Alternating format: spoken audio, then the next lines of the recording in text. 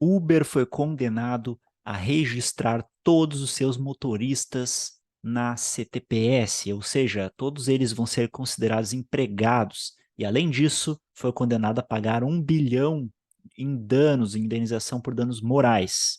Será que isso já está valendo? Vai ficar assim?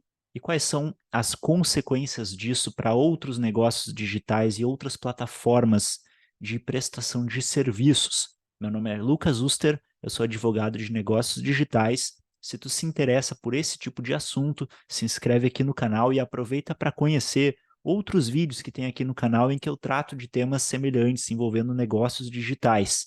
Vou deixar inclusive aqui nos destaques um vídeo onde eu falo sobre 3 cuidados importantes na hora de fazer uma contratação PJ, que tem tudo a ver com esse vídeo aqui. E pessoal, deixa eu compartilhar aqui com vocês então a minha tela, porque eu quero mostrar aqui algumas coisas para vocês, tá?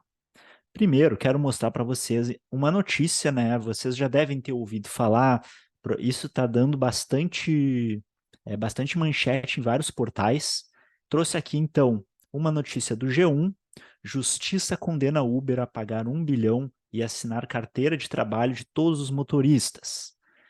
É uma decisão, né, uma ação civil pública que foi ajuizada pelo Ministério Público do Trabalho, e essa decisão, então, seria uma decisão do juiz da Quarta Vara do Trabalho de São Paulo, que teria condenado o Uber, então, a assinar a carteira de todos os seus motoristas. E ainda teria dito aqui que o dano moral coletivo é um valor irrisório, né? Eu trouxe aqui também, pessoal, essa aqui é a notícia, vou deixar o link aqui embaixo, mas eu trouxe aqui também a decisão em si, a decisão completa, para quem quiser ler a decisão inteira. É uma decisão bem grande, mas se tu se interessa por esse assunto, pode ser interessante pesquisar aqui, porque aqui a gente vai direto na fonte, né? A gente vai entender por que que o juiz entendeu isso, por que que ele trouxe essa condenação, e vamos inclusive ver se ele realmente condenou. Vamos lá para o final da sentença, lá no dispositivo da sentença. Para quem não está habituado, o que é o dispositivo de uma sentença? É a parte final da sentença, onde realmente vai constar qual é a condenação que foi declarada, que foi proferida pelo juiz. Então, olha só. Então, aqui, ó, conclusão: julgo parcialmente procedente a ação civil pública proposta pelo Ministério Público do Trabalho em face da Uber do Brasil Tecnologia Limitada.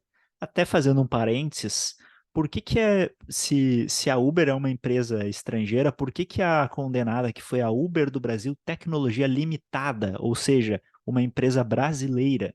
Pelo seguinte, pessoal, a Uber, ela é uma empresa estrangeira. Porém, o que é muito comum acontecer com essas grandes empresas de tecnologia estrangeiras? Elas têm a empresa estrangeira, né? Por exemplo, uma empresa americana, mas ela, para atuar no Brasil, elas costumam constituir uma empresa no Brasil e as sócias dessa empresa, sim, são as empresas estrangeiras. Então, por exemplo, o Uber, ele no contrato social dessa empresa aqui, Uber do Brasil Tecnologia Limitada, o que vai acontecer? A gente vai ter como sócios as empresas estrangeiras, mas a operação no Brasil se dá por meio desta empresa aqui. Isso não é só com Uber, é com várias empresas, com Facebook é a mesma coisa, com diversas empresas de tecnologia.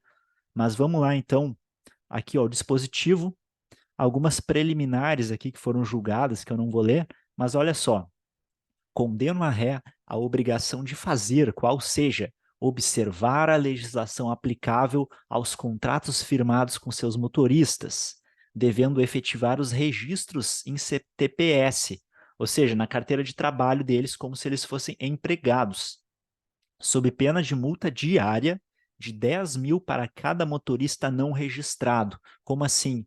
Significa que o Uber tem que assinar a carteira desses motoristas e, se ele não fizer isso, ele vai ter uma multa a cada dia que ele não fizer, uma multa de 10 mil reais para cada motorista que não estiver registrado. E a obrigação de fazer deverá ser cumprida no prazo de 6 meses, a contar do trânsito em julgado, e intimação para início de prazo, ou seja, não é para agora isso, né? Tem que ser cumprida nesse prazo aqui estabelecido. E vamos descer um pouquinho mais aqui, né? Tem alguns outros pontos que não vai dar tempo de falar no vídeo, mas olha só, que estão dizendo nas notícias é verdade, ó. Condeno a ré a pagamento de danos morais coletivos no importe de R$ 1 bilhão, certo? Então, vou deixar aqui no link da descrição do canal a decisão completa, para quem quiser ter acesso depois e ler com mais calma. E, pessoal, o que eu trouxe aqui também, né? A gente vai discutir os reflexos que isso tem para outros negócios digitais, para outras plataformas. Inclusive, não sei se tu já conhece aqui outros vídeos meus ou a minha atuação também como professor, mas nós já demos alguns cursos também, né, envolvendo essas questões de modalidades de trabalho em plataformas digitais. Inclusive, vou recomendar aqui para vocês, ó, vou deixar na descrição este livro aqui, que é um livro muito bom, Curso de Redes Contratuais, do professor Arnaldo Rizzardo Filho, tá? Um livro excelente, tenho ele aqui atrás, inclusive. Vou deixar aqui para quem quiser pesquisar mais sobre esse assunto. E o que eu trouxe aqui, pessoal? Um pouquinho da legislação que existe sobre esse tema e algumas decisões. Por que isso? Por que eu trouxe isso aqui? Pelo seguinte, essa decisão aqui que a gente está vendo, ela ainda não transitou em julgado. O que isso significa? Significa que essa decisão ainda cabe recurso dela. E o Uber já afirmou que vai recorrer da decisão. E quando ele recorrer dessa decisão, o que pode acontecer? Pode ser que ela se reverta, ou pode ser que não, né? Não tem, no direito a gente não consegue prever as coisas. Só que existe uma grande chance dessa decisão aqui ser revertida. Por quê? Por isso aqui que eu vou mostrar, ó. Porque grande parte da nossa jurisprudência já está consolidada no sentido de reconhecer que não existe um vínculo empregatício entre o motorista de aplicativo e a empresa que faz essa intermediação das corridas de mobilidade urbana. Não existe uma relação de emprego na grande parte da jurisprudência e a gente vai ver isso daqui a pouquinho. Antes, eu quero mostrar aqui o que a gente tem de legislação pertinente sobre esse tema. Primeiro, pessoal, artigo 442-B da CLT, que diz o seguinte: a contratação do autônomo, cumpridas por este todas as formalidades legais, com ou sem exclusividade, de forma contínua ou não, afasta a qualidade de empregado. Então, a gente tem uma previsão expressa na CLT de que a gente pode ter uma contratação de um autônomo sem que isso configure um vínculo empregatício, tá? Claro que a gente tem que cuidar também para, na prática, não configurar uma relação de emprego, né? Porque vai valer a prática. Mas, legalmente, é possível fazer isso desde que a gente respeite realmente essa questão. Temos a lei de franquias, né, que disciplina como vai se dar essa relação entre a franqueadora e a franqueada. Isso aqui é bastante tratado também nesse livro aqui que eu indiquei. E a franquia, pessoal, ela nada mais é do que uma modalidade de rede, né? Grande parte dos trabalhos hoje envolvendo plataformas digitais ou não são feitos em rede, né? Existem diversas formas de redes contratuais. A franquia é uma delas. Daqui a pouquinho a gente já vai ver por que ela é importante aqui nesse contexto. A gente tem também a lei do salão parceiro, que também exclui o vínculo de emprego, no caso do salão, com o profissional lá que vai trabalhar nesse salão parceiro. Claro que desde que na prática a gente não configura ali uma relação de emprego, né? Tem um vídeo aqui no canal onde eu falo mais sobre quais são os requisitos para configurar uma relação de emprego. Assiste aqui no canal depois. Temos também a Lei 11.442, né? Bastante conhecida. E, pessoal, o que a gente tem de jurisprudência, tá? E por que eu acredito que essa decisão de primeiro grau vai ser revertida, né? Ela não está valendo ainda, ela não transitou em julgado, cabe recurso, provavelmente o recurso vai ser provido. Se ele não for provido, em algum momento vai parar no STF e vai ser provido, tá? Ou no TST. Olha só, temos essa reclamação aqui, 59795, que foi envolvendo o Cabify, e foi entendido que não existiria uma relação de emprego entre o motorista do Cabify e o Cabify em si. Claro que isso aqui também vai valer para o Uber, né? Inclusive, ela é usada no caso do Uber. Então, primeiro, uma jurisprudência já importante aqui que já afastou essa questão da relação de emprego ou não. Temos também essa reclamação aqui, 57954, envolvendo uma franquia empresarial. Por que isso aqui é importante? Porque ficou nessa decisão aqui, ficou dito o seguinte, que existem outras formas de trabalho que não configuram relação de emprego. Como assim? Pessoal, trabalho é uma coisa, a gente pode tratar o trabalho como se fosse uma caixa maior. Dentro dessa caixa maior existem diversas formas de trabalho. Uma dessas formas de trabalho é a relação de emprego, mas existem outras. Inclusive, o trabalho autônomo também é um trabalho. A prestação de serviço pode ser um trabalho também, né? Trabalho não significa emprego, não significa CLT. Aí que tá. Existe uma confusão com esses termos. No caso, por exemplo, de uma franquia empresarial, foi o caso dessa decisão, isso aqui foi trazido, isso aqui é bastante utilizado em diversas modalidades de trabalho, tá? E também em plataformas digitais. Claro que se na prática, né, for preenchidos os requisitos de uma relação de emprego, vai ser diferente. Só que isso não tem acontecido na prática, aí que tá, por isso dessas jurisprudências.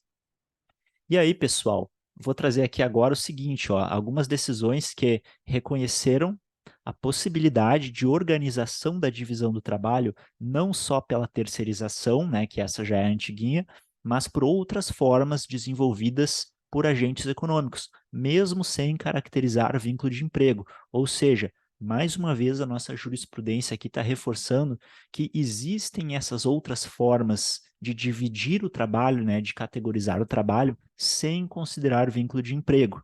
E aí a gente tem dentro disso o quê? O tema 725, né,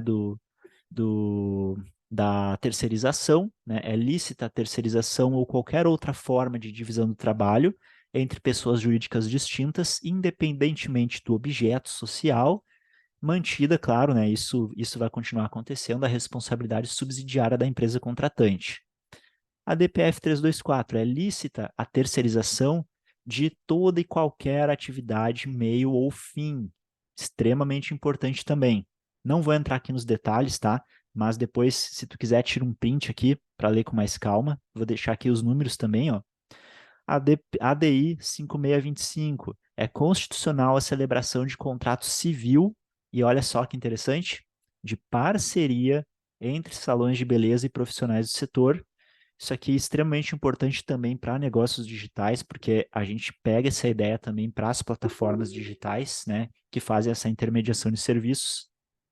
E claro que, aí aqui é o que eu falei mais antes ali no vídeo, né, é nulo o contrato civil de parceria quando ele for utilizado para dissimular uma relação de emprego. Quando acontecer isso, aí é claro que não vai valer esse contrato civil de parceria, tá?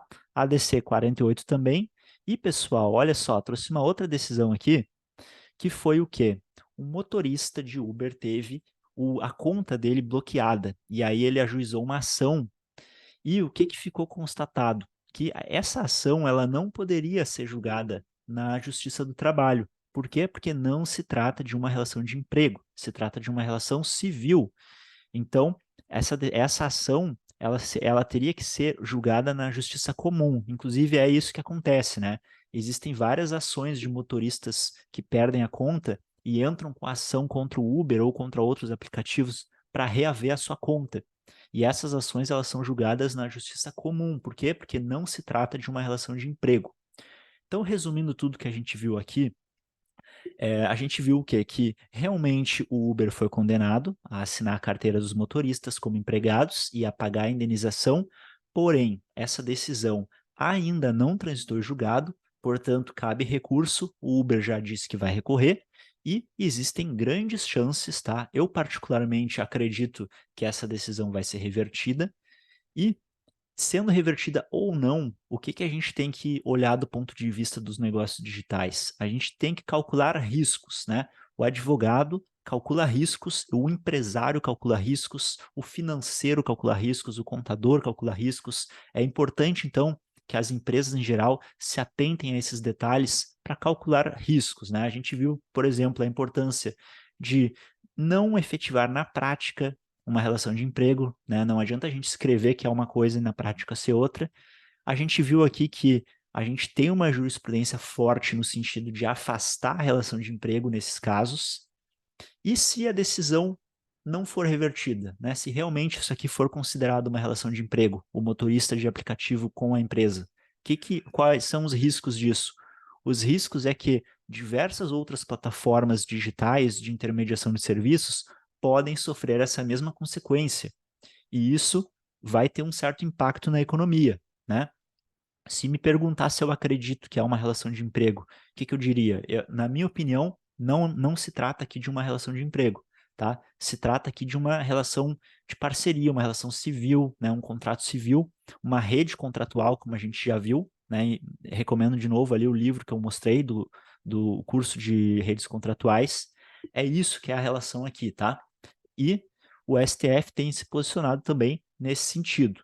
Vou deixar aqui, pessoal, na descrição outros vídeos envolvendo essa temática de negócios digitais, contratos, contratação PJ, alguns cuidados na contratação, e vou deixar os links aqui todos que eu trouxe aqui nesse vídeo para vocês. Então se inscreve aqui no canal e até mais.